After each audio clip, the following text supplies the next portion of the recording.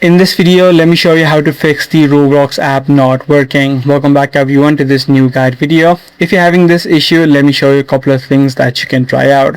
The first thing that you can immediately do is try to clear out the cache and data of the Roblox application. So just tap and hold the app, head over to this eye icon. Once you're inside of the settings page, scroll down and then head over to storage. Once you're inside of storage, you'll need to tap on the clear data option. As soon as you do that, make sure you remove the Roblox app from the recent app list and try to see if this fixes the issue.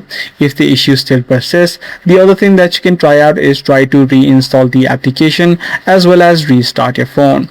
So just head over to the Play Store or the App Store, and if you do see new updates available, make sure you tap on the update button.